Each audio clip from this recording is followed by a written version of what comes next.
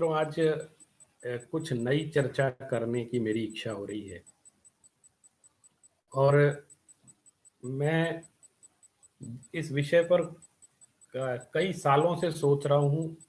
मैंने कुछ लिखा भी है और अभी कुछ ऐसे प्रसंग बने हैं संपूर्ण राष्ट्र में कि मुझे लगता है कि हमको इन विषयों पर चर्चा अवश्य करनी चाहिए। और ये जो विषय बने हैं वो हैं हमारे बोलने की कला से संबंधित। अभी पिछले एक दो वीडियो पहले मैंने एक पोस्ट की थी, हमारे वचनों का वास्तुशास्त्र। तो मुझे बड़ी प्रसन्नता है कि अनेक लोगों ने उसको पसंद किया। मेरे पास कई लोगों के फ़ोन भी आए और लोगों ने उस चीज़ को सराहा।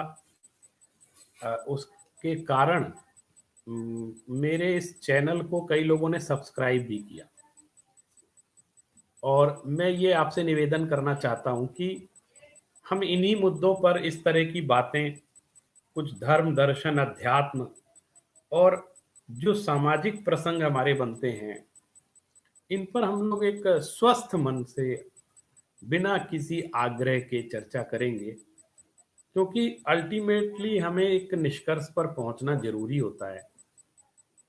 और आप जानते हैं कि अज्ञानता के कारण इस देश में, इस राष्ट्र में, जो हमारा इतना प्यारा देश है भारतवर्ष, जिसे ऋषि और कृषि प्रधान देश कहा गया था, कि ये यहाँ की दो विशेषताएं हैं।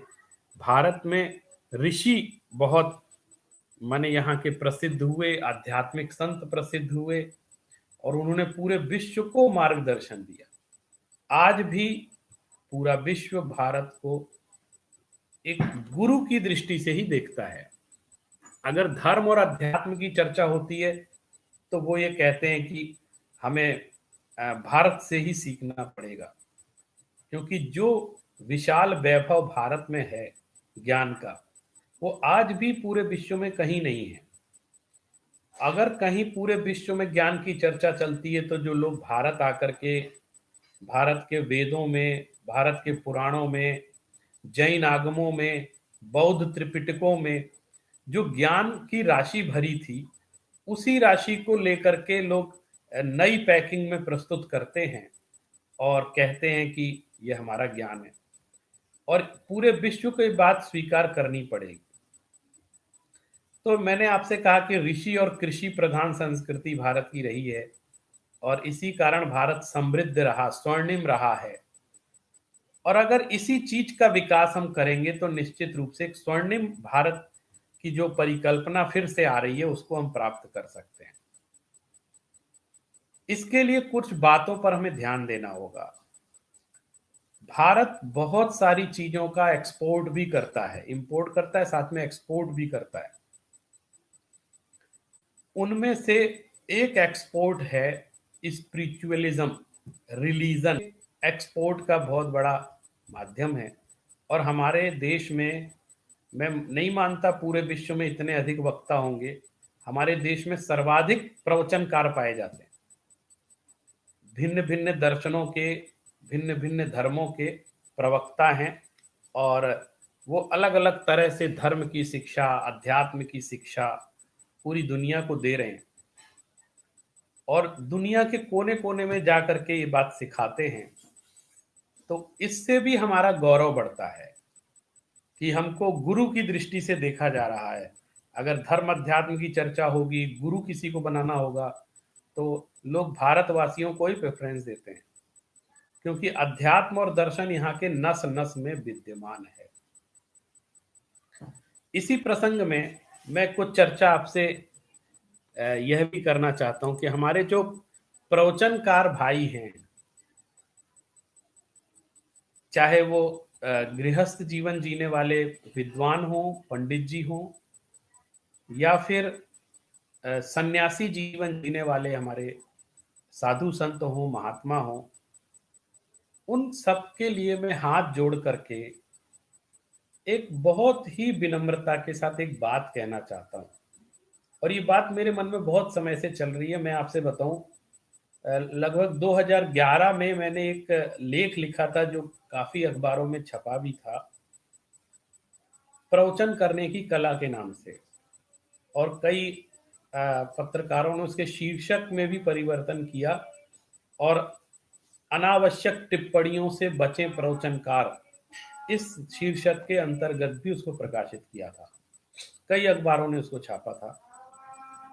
और वर्तमान में मैंने कुछ ऐसी घटनाएं देखी हैं, उनको लेकर के मेरा मन बहुत समय से आंदोलित है और मैं चाहता था कि इस विषय पर कुछ कहूं।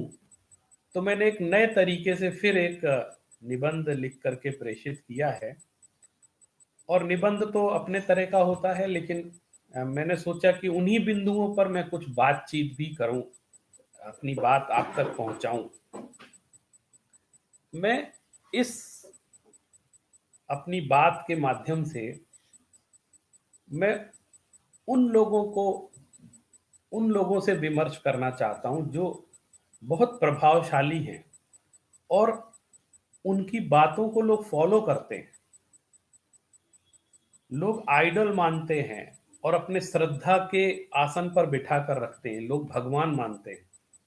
तो ऐसे लोगों से भी मैं चर्चा करना चाहता हूं और बहुत विनम्रता के साथ ये कहना चाहता हूं कि हम लोगों को आज हम इस मोड़ पर आकर खड़े हो गए हैं कि हमें इन विषयों पर चर्चा करनी चाहिए, कि हम प्रवचन करें, हम व्याख्यान दें धर्म दर्शन अध्यात्म के ऊपर। तो हमें किन बातों का ध्यान रखने की आवश्यकता है। आप सभी ये जानते हैं कि धर्म और अध्यात्म बहुत संवेदनशील विषय होते हैं। तो कुछ जो स्वार्थी तत्व हैं, वो इस संवेदना का दुरुपयोग भी करते हैं, क्योंकि जो अनुयायी हैं, भक्त लोग हैं, वो बहुत जल्दी भावुक हो जाते हैं और भावावेश में कोई भी किसी भी कांड को अंजाम देने को तैयार हो जाते हैं। देखिए, मैं कहता हूँ बहुत ईमानदारी के साथ और बहुत विनम्रता के साथ, आप लोग मेरी बातों को अन्यथा मत लीजिएगा। हम चर्चा कर रहे हैं, परिष्कार की दिशा में प्रयास कर। निश्चित रूप से आप बहुत बड़े प्रवचनकार हैं, निश्चित रूप से आपकी आपके प्रति लाखों करोड़ों लोगों की श्रद्धा है और लोग आपको फॉलो करते हैं। इसलिए मैं मानता हूं कि आपकी जिम्मेदारी कहीं ज्यादा बन जाती है कि हमको मंच पर कैसे बोलना है, किन बातों को हमें उपेक्षित करना है, किन बातों पर हमें चर्चा करनी है। हमारे एक शब्द से हजारों लोगों का नरसंहार हो सकता है, इसलिए हम उन शब्दों को कितना नाप तौल कर बोलें। मैं तो ये कहता हूं, मेरे कई मित्र प्रवचनकार हैं, मैं उनके संपर्क में रहता हूं। मेरे कई मित्र कथावाचक हैं, बहुत अच्छी कथा कहते हैं, बड़ी मधुर स्वर में कथा कहते हैं। और कई मेरे मित्र ऐसे जो आध्यात्मिक प्रवचनकार है, दर्शन और अध्यात्म पर बहुत अच्छा बोलते हैं। कई साधु संतों को भी मैं जानता हूं जो बहुत अच्छे वक्ता हैं और उनके प्रभाव से लोगों का जीवन परिवर्तन हो गया। इन सब को लेकर के मैं कुछ निवेदन आप सबसे करना चाहता हूं और इसलिए मैंने इसका शीर्षक रखा है प्रवचन करने की कला। तो मैं कोई नई कला नहीं बताना चाहता हूं, क्योंकि आप लोग उस कला में महारत हासिल है और उसमें आप बहुत सफल हैं। लेकिन इस बहाने मैं ये कहना चाहता हूं कि हमको किन किन सावधानियों को आज रखने की आवश्यकता है, विशेष रूप से वर्तमान में। देखिए, चाहे कोई भी प्रवचनकार हो और उनकी सभा में हजारों लाखों श्रोता आते हो और भले ही वो करोड़ों में खेलते हो, धन की वर्षा भी होती है बहुत। यद्यपि शास्त्रों में कहा गया है कि अर्थो अनर्थ मूलम, अर्थ अनर्थ का मूल है। जब बहुत अधिक पैसे या अरबों खरबों की बात होने लग जाती है, करोड़ों की, तो वहाँ अनाचार भी एक स्वाभाविक रूप से पनपने लग जाता है। ये एक फैक्ट है। लेकिन फिर भी कोई बात नहीं, भले ही आपके ऊपर करोड़ों रुपए लुटाए जा रहे हों, आपका ट्रस्ट है, आप बहुत सारी संपत्ति आपकी इकट्ठी हो गई है, और आप चाहे गृहस्थ हैं या सन्यासी हैं, कुछ भी हों, लेकिन एक बात, हमारी व्यक्तिगत चर्चा है ये, एक बात हमेशा जेहन में ध्यान में रखना चाहिए कि हमको स्वयं को भगवान मानने की भूल कभी नहीं करनी चाहिए। कहीं ऐसा ना हो कि ये सब सरंजाम देख करके कि मेरे ऊपर करोड़ों रुपए इकट्ठे हो रहे हैं, लाखों लोग मुझे सुन रहे हैं, मुझे फॉलो कर रहे हैं, तो मैं भगवान बन गया हूं। दूसरे इस भ्रम में रहेंगे, लेकिन आप खुद ये भ्रम ना पालें तो सबसे ज्यादा अच्छा। क्योंकि जो श्रोता या भक्त होते हैं वो भक्ति के अतिरेक में भले ही आपको भगवान से भी बड़ा मानते हो या कहते हो, पर हमको स्वयं ये मानकर चलना चाहिए कि सबसे पहले हम एक मनुष्य हैं, और इसके साथ साथ हम सामाजिक भी हैं। समाज का भी कुछ दायित्व तो हमारे ऊपर है, और एक मनुष्य हैं तो मानवता भी हमारे अंदर है। हम भगवान नहीं हैं, ये बात स्पष्ट रूप से इस गलत फहमी में जीने की आवश्यकता हमको नहीं। मैं ये सब बातें इसलिए भी कह रहा हूं कि मैं स्वयं भी प्रवचन करता हूं, मैं स्वयं भी व्याख्यान देता हूं। मैंने जो अपने गुरुजनों से सीखा है, मैंने बहुत सानिध्य प्राप्त किया है, और मैंने बहुत कला, एक एक व्यक्ति से कला सीखी है कि किन बातों को ध्यान रखना चाहिए। मेरे गुरुवर आचार्य दयानंद भार्गव जी बहुत सधे हुए वक्ता है, और मैंने देखा है कि किस तरह से विषय को प्रस्तुत करते हैं, किस तरह से संभालते हैं। अनेक लोगों को देखा। मैं आचार्य विद्यानंद मुनिराज जी के सानिध्य में मैं रहा, उनके वक्तव्य को मैं सुनता था, कितनी संजीदगी के साथ, गंभीरता के साथ बोलते हैं। इसी तरह वर्तमान में जो सबसे वरिष्ठ आचार्य हैं, आचार्य विद्यासागर महाराज, उनको भी मैंने सुना कि बहुत कैसे संभाल करके किस तरीके से बोलते हैं। उसी तरह भागवत कथा करने वाले अनेक प्रवचनकारों को मैंने देखा है, और टीवी पर तो सबको सुनने का अवसर प्राप्त हो जाता है। कई प्रवचनकार तो बिल्कुल आउटस्टैंडिंग परफॉर्मेंस कर, बहुत गंभीरता से अध्यात्म को प्रस्तुत करते हैं। मैंने देखा डॉक्टर हुकुमचंद भारिल्ल जी, जो कि देश विदेश में प्रवचन करने जाते हैं, वो भी मैंने उनका भी जो काव्य कला है, या उनकी जो वक्तित्व कला है, वो लेखन कला में भी माहिर हैं, काव्य कला में भी, शास्त्र का संपादन भी करते हैं, और वो जितने तरीके से बात को कहते हैं तर्क के साथ, और बिल्कुल हल्का माहौल करके, मैंने वो किस तरीके से संजीदगी के साथ बात को कहते हैं। इसी प्रकार मैंने अनेक वक्ताओं को सुना है।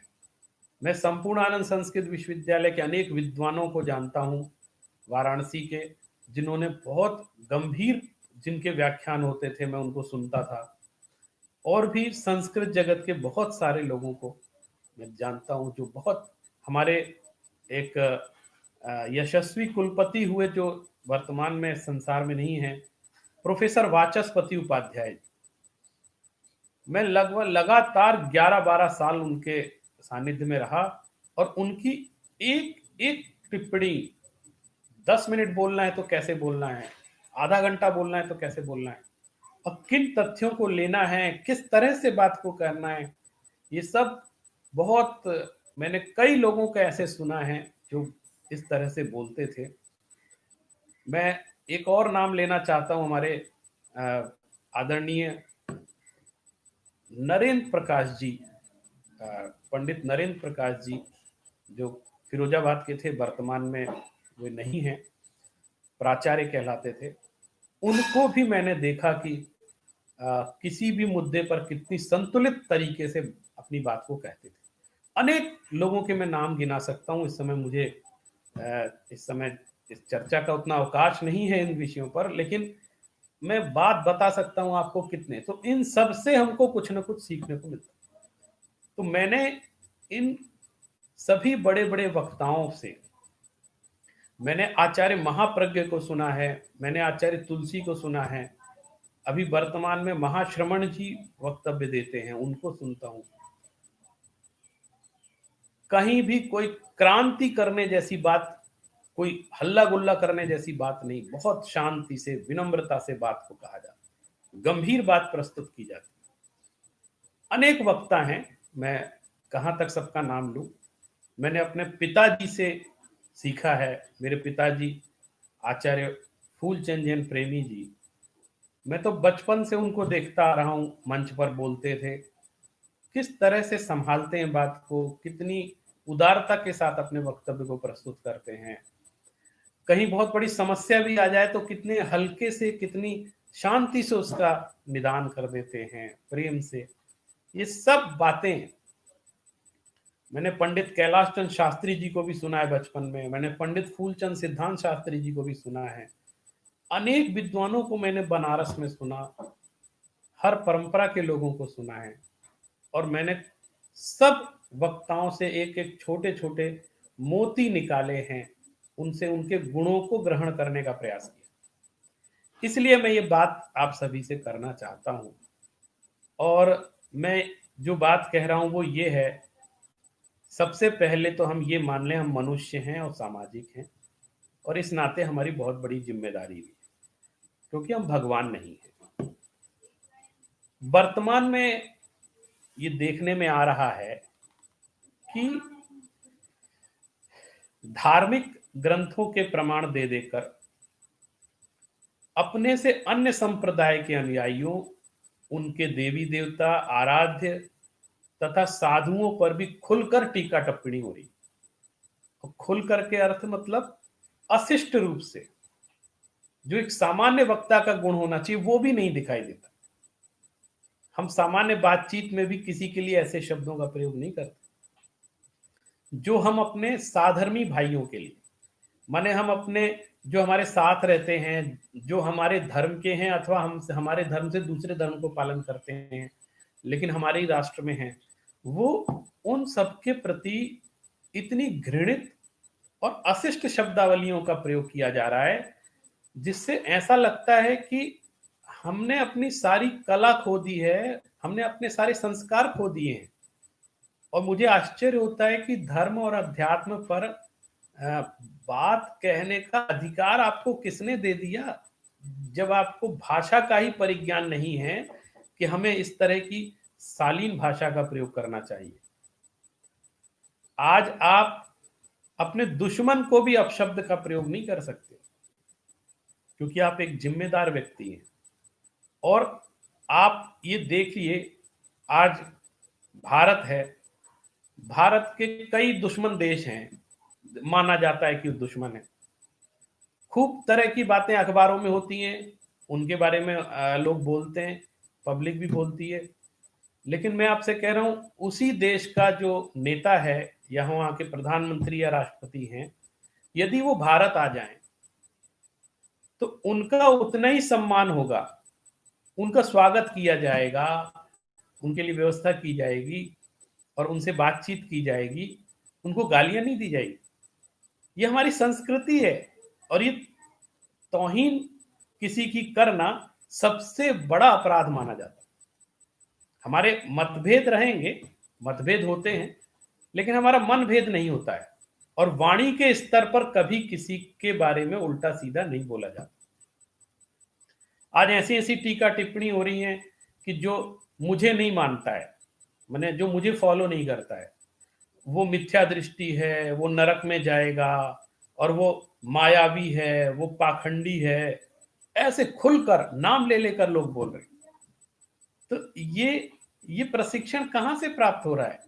हमारे गुरुजनों ने तो इस तरह का कभी भी प्रयोग नहीं किया, और कभी उन्होंने इस तरह के चीजों को बढ़ावा दिया। कौन हमको सिखाता है इस तरह की बात? मैं मानता हूं कि जो इस तरह का सिलसिला चल रहा है कि अपने से इतर पक्ष को भ्रष्ट कह देना, मायावी, मिथ्यात्वी, या कुछ भी अनाप शनाप, मैं तो फिर भी अच्छे शब्दों का प्रयोग कर रहा हूं, इससे भी बुरे बुरे शब्दों का प्रयोग लोग करते हैं। मैं मानता हूं ये बहुत बड़ा पूरे राष्ट्र के लिए अशुभ संकेत है। हमारी वाणी की इतनी अधिक कीमत है कि एक शब्द हमारे सांप्रदायिक हिंसा को जन्म दे सकते हैं, नरसंहार को जन्म दे सकते हैं, हमारा सामाजिक सौहार्द को बिगाड़ सकते हैं। इसलिए हमें शब्दों का प्रयोग बहुत सोच समझकर करना चाहिए। उसके लिए प्रशिक्षण होना चाहिए। बिना प्रशिक्षण के किसी भी वक्ता को बोलने की अनुमति नहीं होनी चाहिए। देखिए, सबसे पहला सिद्धांत है कि निंदा किसी की भी नहीं करनी चाहिए। जब आप किसी धर्म ग्रंथ पर प्रवचन कर रहे हैं तो उस विषय का प्रतिपादन करिए। आप इतने सारे विषय हैं, उनको सुलझाइए, तत्व की बात करिए, अध्यात्म की चर्चा करिए, लोगों के जीवन में परिवर्तन आए, उनकी जीवन शैली सुधरे, इस पर चर्चा करिए। लेकिन ये दूसरों की निंदा करने से ऐसा होगा, ये किसने कह दी? लेकिन नहीं, ये सिलसिला चल रहा है। निंदा दुश्मन की भी नहीं करनी चाहिए, धर्म तो ये कहता है। क्यों? क्योंकि निंदा करना स्वयं में नास्तिकता का सूचक है। आपने वाक्य सुना होगा, लोग कहते हैं वेद निंदको नास्तिका। मैं आपसे बताता हूं, निंदको नास्तिक, निंदा करने वाला नास्तिक होता है। आप किसी भी धर्म ग्रंथ की निंदा करिए, आप नास्तिक कहलाएंगे। क्यों? क्योंकि आप निंदा कर रहे हैं, और निंदा करना ये सबसे बड़ा अधर्म है। लेकिन सबसे बड़ी दिक्कत यह है कि धर्म के क्षेत्र में ही इसको बहुत व्यापक स्वरूप प्रदान किया जा रहा है। निंदा करना राग द्वेष भाव का सूचक है, जो वास्तव में यदि आप धर्म का पालन कर रहे हैं तो उसमें वो निषिद्ध है। हमें यह ध्यान रखना चाहिए कि हमारी बहुत बड़ी जिम्मेदारी है। आप मान लीजिए कभी भावुकता में या कोई किसी प्रतिक्रिया में, किसी की प्रतिक्रिया में कोई ऐसे वैसे शब्द अगर बोल भी देते हैं, तो आपको पता है आज कितना संवेदनशील मामला है। सब तरफ आपके वाणी को रिकॉर्ड किया जा रहा है, प्रसारित किया जा रहा है, और कुछ समाज में असामाजिक तत्व हर जगह रहते हैं, ये मान के चले। मैं तो कहता हूं हर धर्म और हर संप्रदाय में असामाजिक तत्व विद्यमान है, जो शांति पसंद नहीं करते। उनको चाहिए कुछ विवाद होना चाहिए, कुछ हो हल्ला होना चाहिए, चाहे कुछ भी हो जाए, उनका काम है ये। तो आपके शब्द को पकड़ करके किस अर्थ में प्रस्तुत कर दिया जाएगा, उसमें क्या घालमेल करके मिर्च मसाला बना के दुनिया को सुना दिया जाएगा, ये आपको भी समझ में नहीं आएगा। इसलिए आप अपने साथ साथ अपने अनुयायियों, अपने भक्तों, अपने धर्म पर भी बहुत बड़ा संकट खड़ा कर देंगे यदि आपने इस तरह की टीका टिप्पणी की। इसलिए बहुत संतुलित होकर के बात को कहना बहुत आवश्यक हो गया। आप मान लीजिए किसी देवता को आप ये समझते हैं कि तो ठीक नहीं है, गलत है, भवेत होगा, लेकिन आप मत बोलिए। क्योंकि चाहे कोई भी देवी देवता हो, आपके लिए अश्रद्धा का विषय है, लेकिन आपसे जो इतर संप्रदाय है उनके लिए वो प्रगाढ़ श्रद्धा का विषय, और उनके देवी देवता का अपमान करने का अर्थ है आप उन पूरे लोगों का अपमान कर रहे हैं। और ये बात इतनी संवेदनशील हो जाती है कि वो कुछ भी कर सकते हैं। हमें अपनी सीमाओं का ध्यान रखने की आवश्यकता है। मैं आपको जैन परंपरा की बात बताता हूं। यहां एक समितियां कही गई है। समिति मीन्स होता है कंट्रोल करना। तो उसमें एक भाषा समिति का विशेष उल्लेख मैं करना चाहता हूं। भाषा समिति का अर्थ है हित मित प्रिय वचन बोलना, सत्यम ब्रूयात प्रियम ब्रूयात, सत्य बोलो प्रिय बोलो, और ऐसा प्रिय भी, ऐसा सत्य भी मत बोलो जिससे दूसरों का अनिष्ट हो जाए। आप देखिए सत्य बोलने में भी ये बहुत बड़ी बात शास्त्रों में कही गई है कि सत्य बोलने के लिए भी आपको बहुत धैर्य और विनम्रता की आवश्यकता है। आप ये ध्यान रखिए, आपके एक शब्द क्या क्या उनसे गुल खिलाए जा सकते हैं, इसलिए उन शब्दों को बहुत संभालने की आवश्यकता है। और हम जो ये अनावश्यक टिप्पणियां करते हैं अपने वक्तव्य में, उससे कुछ हल नहीं निकलता है, कुछ मिलता नहीं है, सिर्फ सामाजिक सौहार्द और समरसता का वातावरण खराब हो जाता है और कुछ नहीं होता। दूसरी बात मैं ये कहना चाहता हूं आपसे, आजकल एक परंपरा और भी चल गई है कि जैसे मैं कोई बहुत बड़ा महात्मा हूं और मैं, मेरे लाखों श्रोता हैं, मेरे भक्त हैं, मेरे पास करोड़ों रुपए आ गए हैं, मेरा ट्रस्ट है, मंदिर है, जो भी है, तो मुझे लगता है मैं चुनाव में किसी को हरा जिता सकता हूं, ऐसा भ्रम खड़ा हो जाता कि मैं जिसको कह दूंगा उसको वोट मिल जाएगा। तो ये जो ट्रेंड है, इससे भी धर्म की हानि होती है, क्योंकि हमारे, और ऐसे इस समय व्यक्ति किसी भी राजनेता की निंदा करने लग जाता है, किसी की भी प्रशंसा करने लग जाता है। मैं तो कहता हूं धार्मिक प्रवचनों में जब आप शास्त्र पर प्रवचन कर रहे हैं, तो किसी वर्तमान के जो पद पर आसीन हैं अथवा नहीं हैं, कोई भी राजनीति से जुड़े हुए व्यक्ति के ऊपर टीका टिप्पणी बिल्कुल नहीं करनी चाहिए। आप तत्व का प्रतिपादन करें, अध्यात्म का प्रतिपादन करें, और शास्त्र सभा की एक मर्यादा होती है, उसमें आपको बहुत धैर्य के साथ जो भगवान की वाणी है उसको कथन करना है। सब चीज को वर्तमान से रिलेट करने बोलने की आवश्यकता नहीं, कौन क्या कर रहा है, कैसा है, इस विषय पे बोलने की आवश्यकता नहीं। लेकिन आज जो पब्लिक प्रवचन के नाम पर व्यंग हो रहे हैं, शेर शायरियां सुनाई जा रही हैं, और अजीब अजीब तरह की, कभी कभी तो अश्लील कहानियां भी सुना दी जाती हैं, और सिर्फ इसलिए कि पब्लिक इकट्ठी हो, पब्लिक इकट्ठी। एक बार मुझे याद है, मैं आचार्य श्री के साथ ऐसे भ्रमण कर रहा था, आचार्य विद्यानंद मुनिराज जी के साथ, तो दिल्ली में कहीं कोई बहुत बड़ी सभा हो रही थी, तो मैंने ऐसे ही चर्चा की कि वहां एक बहुत अच्छे वक्ता आए हैं, और वहां लाखों लोग इकट्ठे हो गए, गजब की बात है। तो मैंने जब ये बात कही तो उन्होंने उस पर कोई अपनी प्रतिक्रिया व्यक्त नहीं की, आपस की बातचीत हो रही थी। तो उन्होंने एक बात कही जो मुझे आज तक याद है, मैं आपको बताता हूँ। उन्होंने कहा तो क्या हो गया? मैंने, क्यों? इसका मतलब वक्ता बड़ा प्रभावशाली है और लाखों की भीड़ इकट्ठी हो गई, तो कुछ तो दम होगी। तो उन्होंने कहा कि इसमें क्या कोई दम नहीं है, श्रोता तो लोग, मदारी लोग भी इकट्ठे कर लेते हैं, ऐसे डमरू बजा करके इधर उधर की बातें बोल करके 150 लोग वो भी इकट्ठे कर लेते, क्या ऐसी बड़ी बात?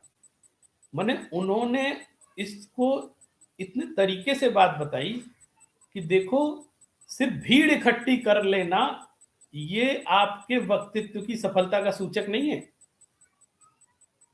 या ये उसका मापदंड नहीं है कि साहब बहुत सारे फॉलोअर हैं, बहुत सारे श्रोता आ रहे हैं तो ये बहुत बढ़िया वक्ता हो गए, प्रामाणिक वक्ता हो गए, इसका अर्थ ये नहीं है।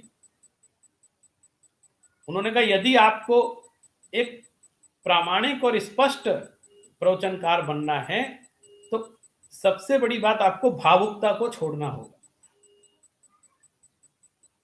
और अपने इमोशंस पर कंट्रोल रखते हुए बात को कहना पड़े। एक बात और मैं कहना चाहता हूं, मैं बहुत बचपन में मैंने देखा कि ज्यादा प्रवचन नहीं होते थे, साधुओं के भी प्रवचन अगर हो रहे हैं तो हफ्ते में एक दिन होते थे, और मुझे ध्यान, वो प्रवचन कर रहे हैं और वो भी रविवार के दिन कर रहे हैं, तो रविवार के दिन विशेष रूप से वहां पर लोग दूर दूर से आकर के सुनते थे, रोज प्रवचन नहीं होते। लेकिन अभी वर्तमान में तो नियमित सुबह शाम दोपहर सब, मुझसे खुद कोई 3 बार दिन में प्रवचन करने को कह दे तो मैं गारंटी ले रहा हूं कि अनावश्यक बातें मेरे प्रवचन में जरूर आएंगी, क्योंकि उसकी भी एक सीमा है। ज्यादा बोलेंगे तो इधर उधर की बात जरूर बोलेंगे। अगर आप अपने वक्तव्य को शास्त्र तक सीमित रखते हैं तो आप ज्यादा बात ही नहीं कर पाएंगे। अगर आप किसी की कक्षा ले रहे हैं, कोई ग्रंथ पढ़ा रहे हैं या शास्त्र पर बोल रहे हैं, तो आप नियमित बोल सकते हैं, क्योंकि उसके बाद उसके विषय बदलते रहते हैं, नई नई गाथाएं नए नए श्लोक आते हैं, उनका विषय विवेचन चलता है, तो आप नियमित बोल सकते हैं।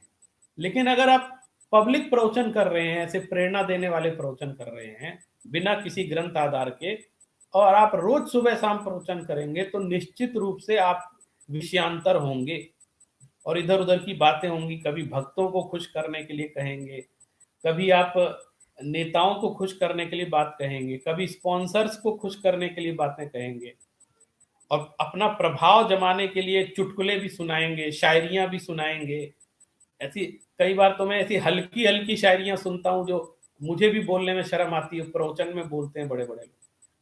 तो मुझे लगता है कि ये कोई प्रवचन की मर्यादा नहीं रह गई है क्या? इस तरह की बातें की जा रही है। फिल्मों की तर्ज पर भजन गाएंगे आप, तो क्या होगा?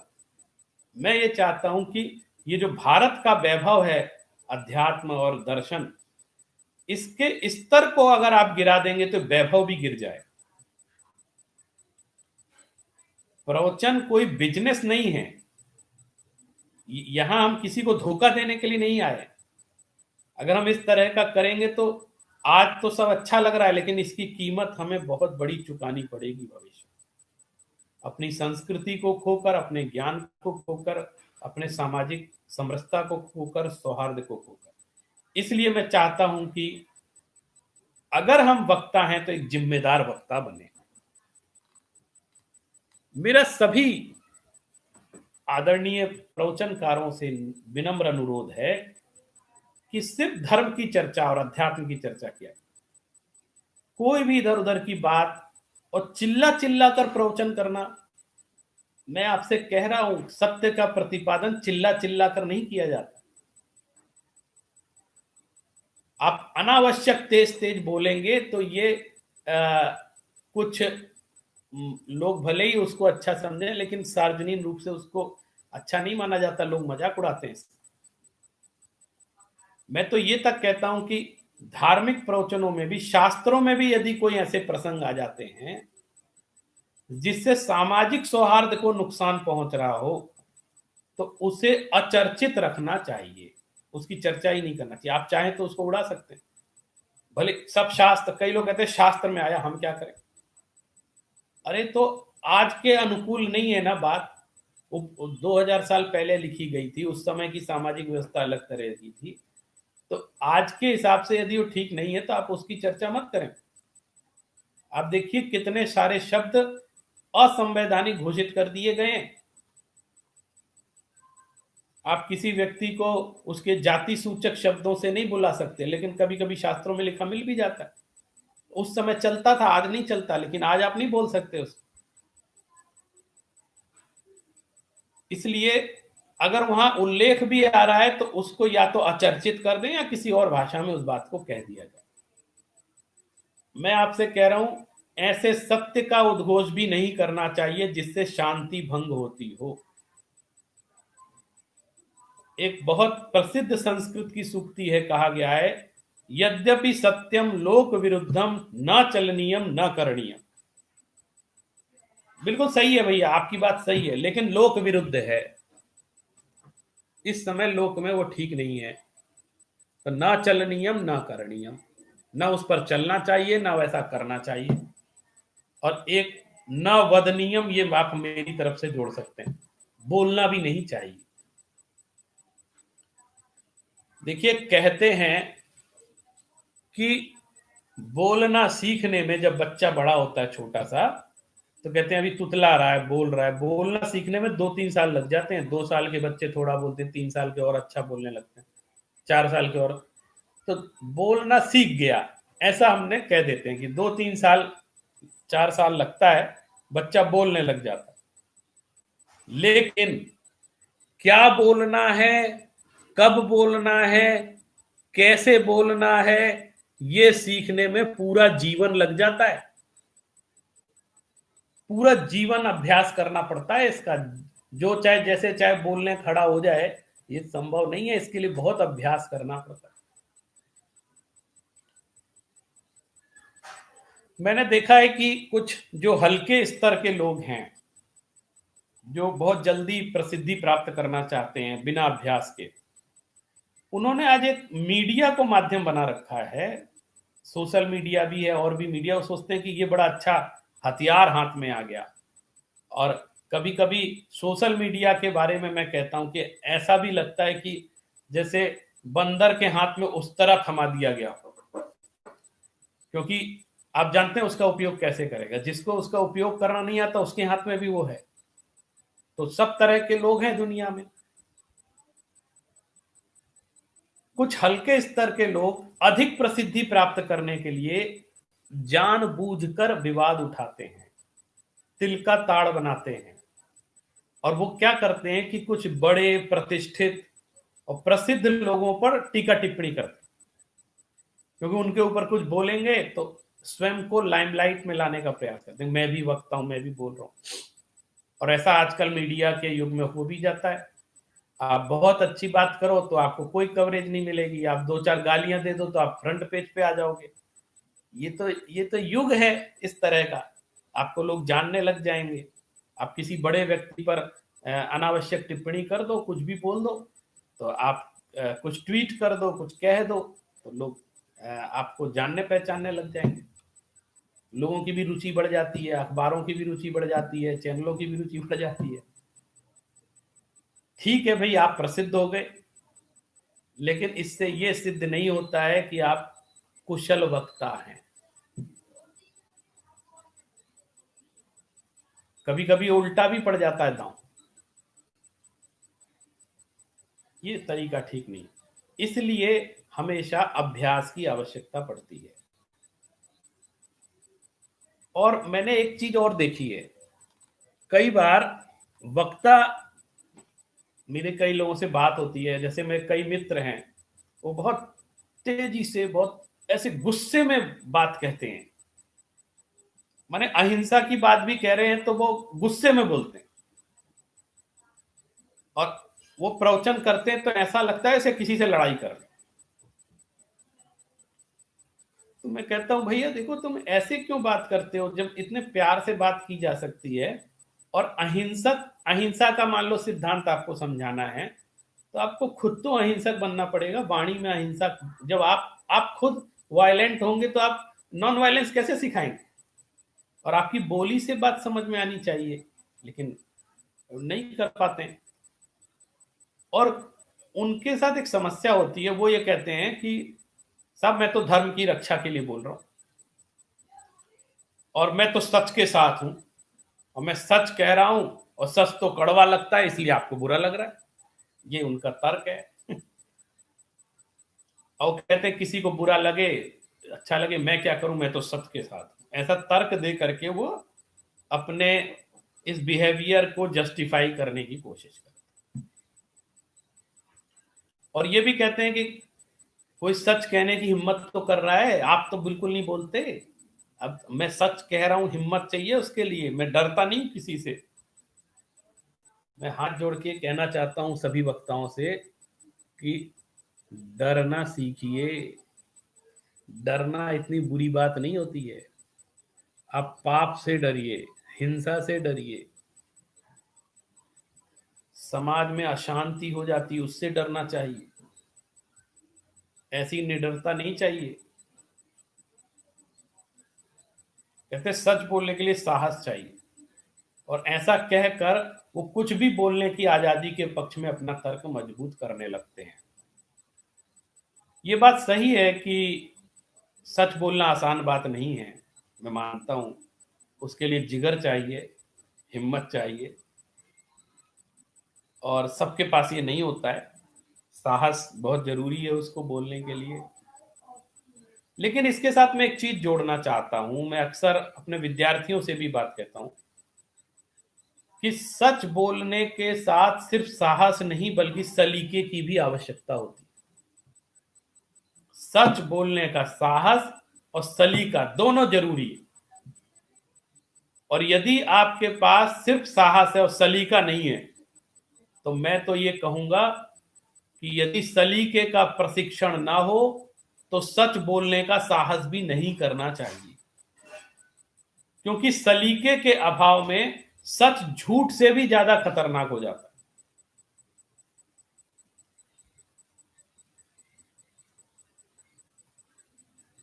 मैं कह रहा हूं आपसे, झूठ इतना हानि नहीं पहुंचाएगा जितना सलीका रहित सच पहुंचा देता है। सच बोलने का साहस कोई बड़ी बात नहीं है, कोई भी बोल देते हैं आजकल, डरते नहीं लोग। लेकिन उसके सलीके के लिए दीर्घकालीन प्रशिक्षण की आवश्यकता है। वक्ता के गुणों का वर्णन शास्त्रों में लिखा है, वक्ता में क्या क्या गुण होना चाहिए। धीर, हीर, गंभीर और धैर्यवान, ज्ञानी, स्व और पर का ज्ञाता होना चाहिए, स्व सिद्धांत को भी समझता हो, पर सिद्धांत को भी समझता हो। अनेक शास्त्रों में उल्लेख है वक्ता कैसा होना चाहिए। इसलिए मैं आज ये बात कहना चाह रहा हूं आपसे, और एक और चर्चा करना चाहता हूं, कभी इस पर विचार करिएगा। हर आदमी कह रहा है कि सच्चे धर्म की रक्षा के लिए कर रहे हैं, और मैं आपसे बता रहा हूं, ये दुनिया में जितना भी आतंकवाद फैला है वो सब सच्चे धर्म की रक्षा के लिए फैला है। क्या विचित्र बात। हर धर्म के जो आतंकवादी हैं, हर धर्म के आतंकवादी, वो उनसे आप बात करोगे ना तो आपको लगेगा कि अरे ये तो ठीक ही कह रहा है। कभी कभी ऐसा लगने लगेगा आप, हम कोई आतंकवादी नहीं है, हम तो सच्चे धर्म की रक्षा के लिए, अपने धर्म की रक्षा की, सब लोग अपने अपने धर्म की रक्षा करो, दूसरे के धर्म को मारो। ये कौन सा सिद्धांत आपने सीख लिया? इसका मतलब है कि आपने अपने ही धर्म को अच्छे से नहीं समझा, और इस चक्कर में, धर्म की रक्षा के चक्कर में, जिस हरकतों को आप अपना रहे हैं या जिन साधनों का प्रयोग आप कर रहे हैं, उनसे ही आपका धर्म बदनाम हो रहा है। अब रक्षा क्या खा कर रहे हैं। और सबको देख लेना, पूरी दुनिया की बात कर रहा हूं मैं, किसी एक धर्म के लिए, हर सब सत्य की रक्षा, धर्म की रक्षा, धर्म की रक्षा। और धर्म की रक्षा के नाम पे तलवारें खिंच रही हैं, बंदूकें चल रही हैं, सब धर्म की रक्षा में लगे।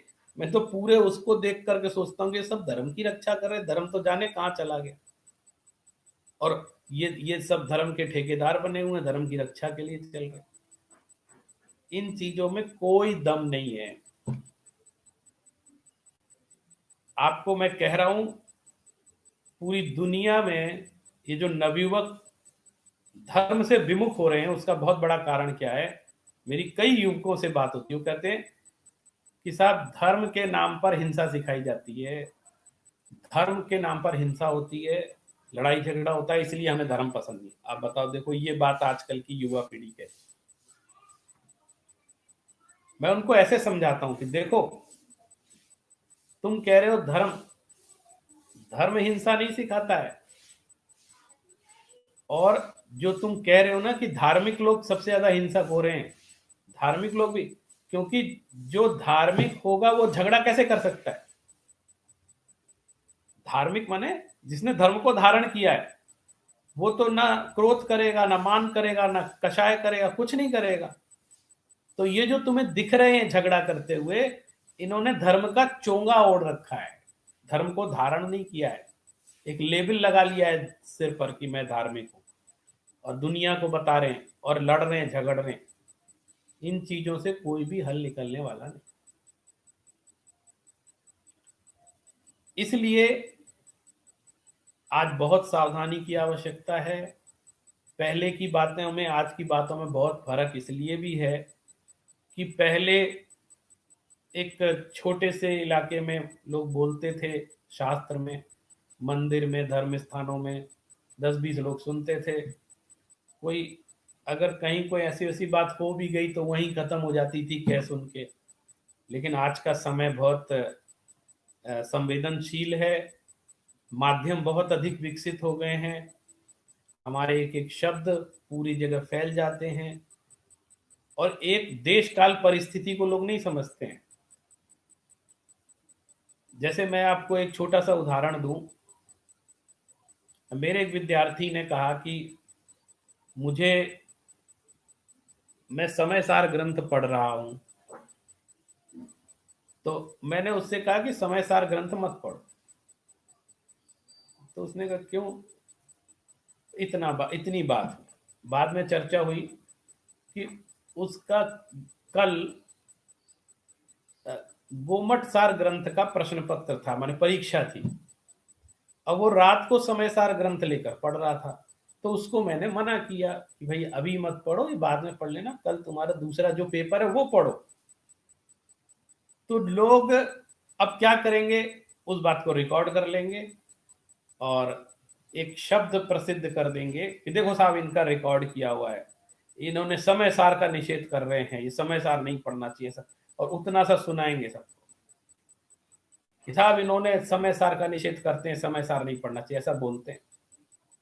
अब आप बताओ, मेरा विद्यार्थी मेरे सामने मेरी कक्षा में, और वो समय सार लेकर बैठा है, मैंने उसको इस विवक्षा से कहा कि कल तुम्हारा सुबह गोमट सार का पेपर है बेटा, तो अभी तुम ये समय सार मत पढ़ो, जब इसका पेपर होगा तब इसको पढ़ के प्रश्न पत्र, तब इसकी तैयारी करना। तो उस देश काल परिस्थिति प्रसंग उन सब के परिप्रेक्ष्य में यदि देखा जाता तो ये वाक्य गलत नहीं लगता, लेकिन नहीं, ये वाक्य बाद में प्रस्तुत होगा, वो रिकॉर्डिंग प्रस्तुत होगी, वो लाइनें प्रस्तुत होंगी, सबूत दिखाए जाएंगे, साहब इन्होंने ऐसा कह दिया, ऐसा कह दिया, ऐसे करके बदनाम कर दे। इसलिए मैं ये कहता हूं कि जब सार्वजनिक कोई बातें कही जा रही हों तो उनमें हमें बहुत सारी बातों का ध्यान रखना चाहिए। मेरे अनेक युवा मित्र बहुत अच्छे वक्ता हैं, बहुत अच्छा बोलते हैं, कभी कभी मैं सुनता हूं तो मुझे लगता है कि ये कहां से सरस्वती इनके अंदर बस गई है और इतना अच्छा वक्तव्य दे रहे हैं। समंत भद्राचार्य ने एक जगह कहा है कि यदि आज भी अच्छे वक्ता हो तो आप ज्ञान को पूरे दिग दिगंत में फैला सकते हैं, भगवान की वाणी को पूरे दिग दिगंत में फैला सकते हैं। आज भी भले ही लोग कहते हो लोगों की रुचि नहीं है, लेकिन मैं कहता हूं यदि अच्छा व्यक्ति है, बोलने वाला ज्ञानी व्यक्ति है, संतुलित बोलता है, तो वो इस तरह के काम कर सकता है। तो बहुत सारी बातें मैंने आपसे कही, और आज जो धर्म के विभिन्न पंथों पर, माने मेरे पंथ से अलावा जो दूसरे पंथ हैं, उन पर जो अशिष्ट, स्तरहीन और शर्मनाक टिप्पणी हम कर रहे हैं, वो कतई उचित नहीं है। और हमें पता नहीं कब ये समझ में आएगा कि हम अपने पैरों पर ही कुल्हाड़ी मार, अभी लग रहा है कि हमने उसकी निंदा कर दी, ये कर दिया, कुछ नहीं है दम इस, बाद में पता चलेगा हमने तो अपने ही पैर पे कुल्हाड़ी मारी थी। और गलत को गलत कहने के लिए भी शिष्टाचार को तिलांजलि दे देना, ये कहाँ की औचित्य है, कहाँ इसका औचित्य बनता है? गलत को गलत कहने का भी तरीका होता है, ये हमें अपने गुरुजनों से सीखना चाहिए, आचार्यों से सीखना तरीका है। क्या विनम्रता से अपनी असहमति प्रकट करने की कला हमारे गुरुजनों से हमने सीखी नहीं है क्या?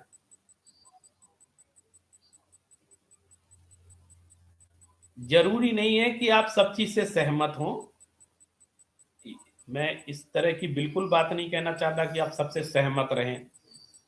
भाई कहीं कोई मान लीजिए विपरीत सिद्धांत के विपरीत कथन है तो उसमें असहमति तो होगी और उसको व्यक्त भी करना चाहिए, लेकिन इस अधिकार के साथ कि आप असहमति व्यक्त करें, इसमें अशिष्टता इंक्लूड नहीं है।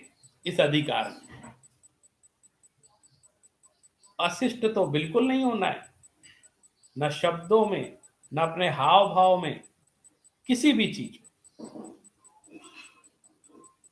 क्योंकि इसके कारण हमारी समाज को, हमारे धर्म को, हमारे संप्रदाय को हमारे राष्ट्र को कितनी बड़ी कीमत चुकानी पड़ सकती है, ये हम लोग कल्पना भी नहीं कर सकते। देखिए, मार्क्सवादी जो थे वो हमेशा जो है धर्म की जो है वो समीक्षा किया करते थे। तो कार्ल मार्क्स ने एक बात कही थी कि धर्म एक अफीम है। यद्यपि हम लोग ऐसा नहीं मानते, हम लोग दर्शन और अध्यात्म के लोग हैं, इस तरह की बातों पे विश्वास नहीं करते हैं। लेकिन वर्तमान में आज मैं जब ऐसे सिर फिरे प्रवचन कभी कभी टीवी पे भी आ जाते हैं, ऐसे कहीं कहीं सुनता हूँ, हर जगह कई तरह के वक्ता हैं, तो मुझे लगता है कि जैसे कोई नशा करके बोल रहा हो, अफीम खा के बोल रहा हो। उनकी बातों से, उनके आग्रह से, उनके दुराग्रह से, उनकी अशिष्ट शब्दावली से ऐसा लगने लग जाता है। तो हम अपना भी नुकसान करते हैं, अपने शास्त्रों का भी नुकसान करते हैं, अपने धर्म का भी नुकसान करते हैं, संप्रदाय का भी, अपने राष्ट्र का नुकसान करते हैं। सबसे बड़ी बात, अंत में मैं आपसे एक निवेदन सिर्फ यही करना चाहता हूं कि यदि हम एक समझदार, सलीकेदार और जिम्मेदार, 3 चीजें हैं, ध्यान रखिएगा। समझदार, ज्ञान पूरा होना चाहिए, समझ होनी चाहिए हर चीज की। सलीकेदार, आपकी बॉडी लैंग्वेज में, आपके व्यक्तित्व में बहुत विनम्रता होनी चाहिए। और जिम्मेदार, जिम्मेदारी का अर्थ है कहीं ऐसे सत्य को भी अगर छोड़ना पड़ जाए, थोड़ी देर के लिए उसकी उपेक्षा करनी पड़ जाए, जिससे कि अशांति व्याप्त हो रही हो, तो वहां पे अपनी जिम्मेदारी को निर्वहन करते हुए हमें उसकी उपेक्षा कर देनी चाहिए, ताकि वातावरण खराब ना हो, लोगों की शांति भंग ना हो, लोगों की जाने ना जाए। अगर हम एक समझदार, सलीकेदार और जिम्मेदार वक्ता नहीं बन सकते हैं, तो हमें शास्त्र गद्दी पर और धार्मिक मंचों पर बोलने का अधिकार नहीं। मैं तो कहता हूं कहीं भी बोलने का अधिकार नहीं है। राजनीतिक मंचों पर भी बहुत सावधानी की आवश्यकता होती है बोलने के, लेकिन विशेष करके शास्त्र गद्दी पर और धार्मिक मंचों पर बोलने के पहले हमें इन 3 गुणों को अवश्य धारण करना चाहिए, उसका प्रशिक्षण लेना चाहिए। और इस विषय पर आपको, हमको, सबको मिलकर बैठकर गंभीरता से चर्चा करनी है।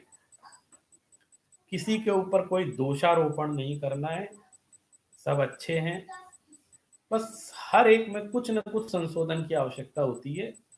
कभी कभी जो खुद को भगवान समझने लग जाते हैं, उनको ध्यान नहीं रहता कि मैं क्या गलत कर रहा हूं, और उनको कोई बताने वाला भी नहीं होता है, क्योंकि वो तो भगवान है, इंसान उनको कैसे शिक्षा दे सकता है। तो ऐसे समय में हमको कभी कभी आत्मावलोकन भी करना चाहिए। और मैं कहता हूं, कभी यदि किसी भी गलती से यदि ऐसे शब्द मुंह से निकल भी जाएं, तो हमारा धर्म तो क्षमा प्रधान धर्म है, हमें शांति से हाथ जोड़ करके क्षमा याचना कर लेनी चाहिए। क्योंकि कहते हैं ना, तर्कस से निकला हुआ तीर और मुंह से बोली गई वाणी कभी वापस नहीं आती। लेकिन वाणी में एक विशेषता है कि आप उसी वाणी के माध्यम से क्षमा याचना कर लें तो आपके अपराध की क्षमा हो जाती है। यदि गलती से ऐसा हो गया तो उस पर ध्यान दें, ताकि कोई किसी तरह की, इसमें कोई अवहेलना नहीं है, इसमें कोई मानहानि नहीं है।